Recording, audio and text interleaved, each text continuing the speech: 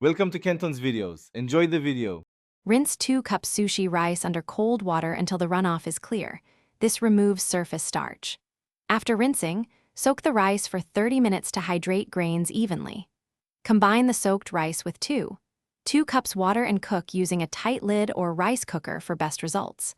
While the rice rests, warm 2 tablespoons rice vinegar, 1 tablespoon sugar, and 1 teaspoon salt until dissolved. Then fold gently into the rice, with a wooden paddle and fan to cool to body temperature for gloss and stickiness.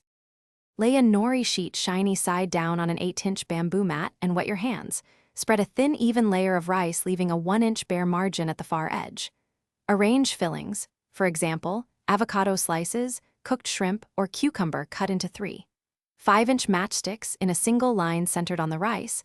Keep fillings to a uniform 1/4-inch thickness for consistent rolling.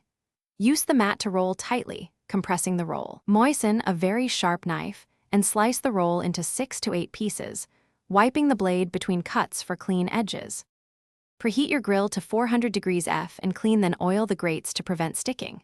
Prepare garden vegetables. Slice zucchini into 1/4-inch rounds, core and quarter bell peppers, halve mushrooms, and trim stems so pieces cook evenly. Toss vegetables in a simple marinade of 2 tablespoons olive oil, 1 tablespoon soy sauce, salt, and pepper. Spread in a single layer on a grill basket. Grill for 2 to 4 minutes per side over direct heat until marked and tender, turning once, then serve hot or finish with a squeeze of lemon. Thanks for watching. Consider subscribing if we helped you.